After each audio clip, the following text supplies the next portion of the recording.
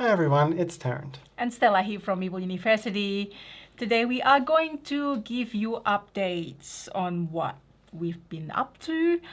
This is a March update. We usually do top games of the month. We are going to just do highlights of the month because a lot of things has happened in March. Yes. So some of you might have known, might have seen this on Facebook or other social media that my dad has passed away. And this is also the reason why we haven't been doing live playthrough.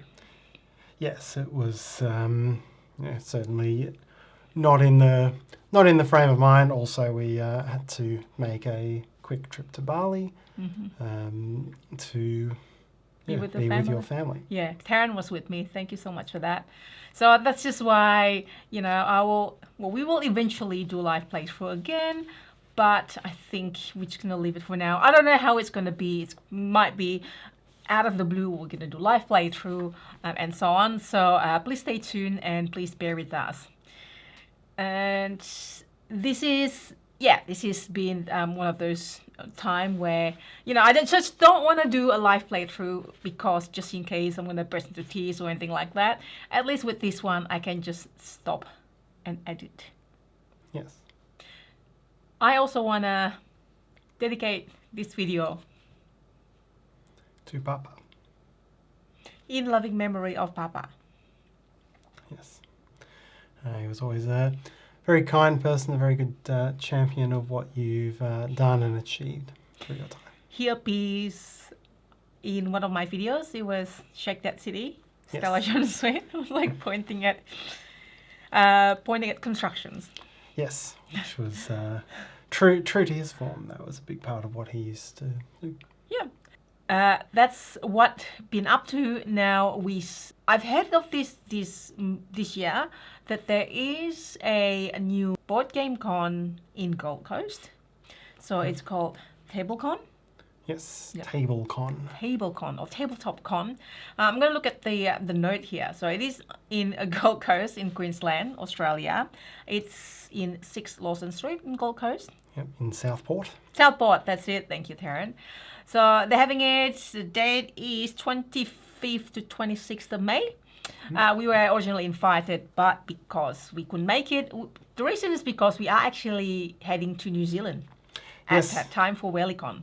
Yes, that's true, which is the subsequent weekend, I think. That Yep. We'll be flying out, have a little journey across the ditch. Ooh, I've not been across the ditch. You haven't? I have not, no. That is something that has eluded me to this point. So, Yeah. no, that should be very exciting. Yay! So yes, that will be exciting. That's why I couldn't make TableCon, but I'll put the details down below for you who are interested, and also because they have some passes to give away. So there are 4 weekend passes. So if you are interested, please comment below and let me know. And if there are going to be more than one request, then we're just going to draw it. Yes, we We- can use our bingo ball that we got. I don't know about that. We're just going to randomly draw it on the Yeah, comments. with a bingo ball. Fine. Taryn loves his bingo ball. But then I have to assign numbers to everyone. Very complicated. That is correct. So if that's the case, please let us know if you are interested and check your comments back if you win. Yep. What do we know about this con? Is it a very play heavy con, or is it will there be retailers and publishers there? Good point. I think it's going to be a little bit of both. There's going to be like board game section. There's going to be TCG section. There's going to be D&D sections. There's going to be war game sections. So there's going to be different sections. I'm going to link all that information down below. They have a website which you can have a look, and there's also a floor plan so you can see who's going to be there and so on. So please let me know in the comments, and then I'll draw somebody, or ask me if you want to go there, and then we'll let you know if you got it. So I'm gonna put the limit is 1 week after this video is published, so that we're not going to wait for forever until we draw somebody, so they can Yes. plan their trip to Gold Coast if Yes. they're not already in Gold Coast. Yes, you need to plan that. That is correct. So the next in the agenda is the highlights. So we haven't actually, Yes. I feel like I don't play as many games as we usually do. because of certainly this. an interrupted month of March. So Yeah. we played a few games. We played mostly games that we were commissioned to do work on through Yeah. March. Mm-hmm. And so rather than do a full top 5 of March, we're going to go through a couple of the highlights. Yes, indeed. So these games could be a review copy, could be sponsored content, as Taryn said. So what's the first one, Taryn? What would you like to say? Let's start from this one. Start from that one. Yeah, Sure. that one is like, what's that one? This is upside down arc. No, it's this like, what is it called? Scruv. Skra. So the Arcs. Arcs. So Arcs, this is hotly anticipated. It's the next in the 4-letter by name us. series by Leader Leader Games. Games. Yes. And another one in their war game series. And I think this one, although it wasn't a Leader game, it was one of Cole Wehrle's games. Very, very reminiscent of Pax Pamir. Correct. I think that's probably the nearest analogue. I do enjoy Arcs more. I'm not usually playing a lot of war games with a lot of conflicts, although I do play a lot of conflicts video games. Like, how could that be, right? But anyways, Arcs has got this unique it's got that trick-taking flavor. I wouldn't say fully trick-taking, but trick-taking flavor of how you do your actions. So card play, and each type of card will have a certain type of actions, and then you play that.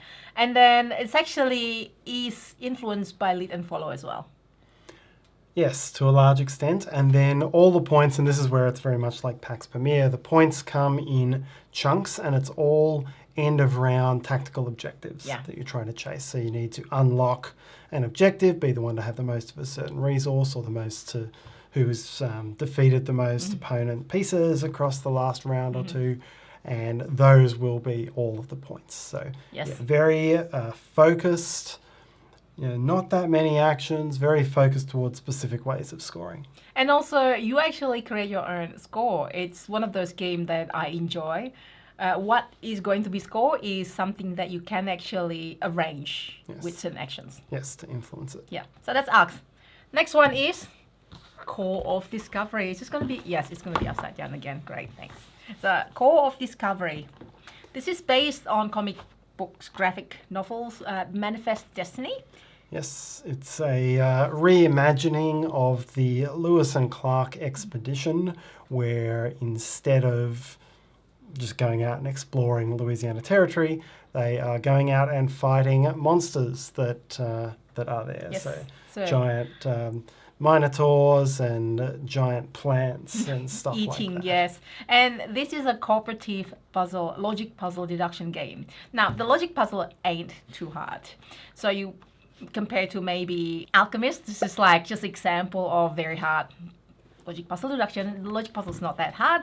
And this is also has this timing puzzle. So on top of that. Yeah, you're trying to open up spaces on the board. So you've got a full map, and it's kind of like you don't move around it, but you have to open it up outwards from the corner or from wherever it starts. And you're trying to find resources that will meet challenge cards that you've got, because if you don't meet these challenges, you get negative things happening to you. But then you also have to find things in a certain order or at a certain time to achieve the objective of your scenario. Yeah. And it gets quite tight after a while. You can't hold everything, so that's why you've got to do it in a certain order. Sometimes you just have to let bad things happen because you need the resources for other things. And all the it time. it ends up being really tight. So that is Core of Discovery. Yes, they're going to, I think there's, I forget whether it's 6 or 8 chapters. There are quite a lot of chapters, There's a and lot of each of them chapters, is going to have, each of them has a set of logic rules for what items are going to be near each other, and there'll be a whole lot of different maps that follow those rules. So you'll end up with heaps of scenarios. And I think of the Search of Planet X or Lost Species. This is a Lost Species. So there's like different rules, logic rules, scenarios, and so on. Yeah. This one is cooperative though. Cooperative though, yeah. Next one is LG Inc. So That's this is how a you do new it. one, huh? That's how you do it. Yeah. I checked. Okay, you do it next time then. LG Inc. Yes. This is asymmetric engine building, just like a lot of elements to it. There's tile placement, there is It's action planning. It's not Action planning, programming. yeah. It's not programming Yeah, yeah, per yeah. se, but you can only take actions in a specific order, and you're always looking for ways to trigger more actions. So in the game, everyone has essentially an assembly line, a big set of conveyor belts, This is asymmetric. very asymmetrical. You're turning algae into different consumer products, and how you go about that depends on your board. You have to edit that out. What? What? You burp? Yes. Of course. Maybe. So as you're building this up, there's a little bit of interaction with other players because the algae market is limited and the delivery market is limited. So you've got to produce your products and then go out and make deliveries, and whoever makes deliveries first will get more points out of them. There's a lot of personal objectives. Because it's asymmetric, each person is driven you doing different actions. And yeah, that planning needs to be done at the start because it's like a tree, you go one, you can only go to the 2 different branches next time or even one. Yep. Yeah. So. Yeah, what's quite interesting here is the way the milestones score. So it's a bit of a different thing with scoring. You're always going and putting out tokens out on the map, but it's not the tokens necessarily that give you the points. It's the Objectives. It's meeting combinations of those. Yes. And there's like 10 different ways of doing combinations to get those points. Yep. And then every time you get them, you're also unlocking these things that let you cash in a token to get another action. So it really escalates. It really ramps up to a very big final round. Yes, it did. All right, next one, Tara. Do you want to take this one so it's not upside down? It's out of my reach. Wait, I'm going to... Lucky I check first. I would have got that wrong. Yeah, no, see? It's Snowcrash. So this is by Grail Games. Now, historically, Grail Games is theme. They've done a lot of redos of Yes. games from the Games. mid-2000s, sort of earlier games. But not this one. Yes, this is a new one. This is a new one, definitely. I checked. So this is Snowcrash. This is a really good game, which I really enjoy. And it has tile placement with like very hard, very tough action selections. Selection's really hard because there are so many good options. Yeah, it's a very rapidly paced tableau building game. You're essentially using the cards to get more cards, put them into your tableau, and each turn or most turns you'll flip over a card and do the action, which will give you more resources or ways of getting points or things like that. You've got to be careful about the pattern you lay them out in, because once you've got 3 face down in a row, whether they're up, down, left, right, diagonal, you have to flip them all. Your next turn is to flip them all back over. And you gain resources for the things you haven't flipped or for the starting cards you have flipped. So it forms this interesting thing of how do I get the most resources at the right time to do what I want to do. Yes, really, really fun. This is also going to Kickstarter. So all these games, no, except Arcs. Arcs is fulfilling. It's fulfilling, and the rest is going to Kickstarter or have been Kickstarter. And if we have videos, then we'll link it below. Yes. One more thing is that our fortnightly meetup in Melbourne Central, we haven't actually been to that as well. I've been taking a break, so eventually, if you have been going there, if you don't know, we do usually have, it's still ongoing. We just asked our friends to host those events now. It's still ongoing, and it's every fortnight on Wednesday evening from 6 p.m. until late at Melbourne Central in Melbourne, Victoria, Australia, in Melbourne Lion Pub. So check that out if you're interested, if you are around, or if you are visiting Melbourne, that is. Yes. And that's it, everyone. Ken, thank you so much for watching this. It really means a lot that you're here. Please let us know in the comments. I just want to chat to you what you've been up to, what games you're playing. And thank you so much again. Have a lovely day. Bye.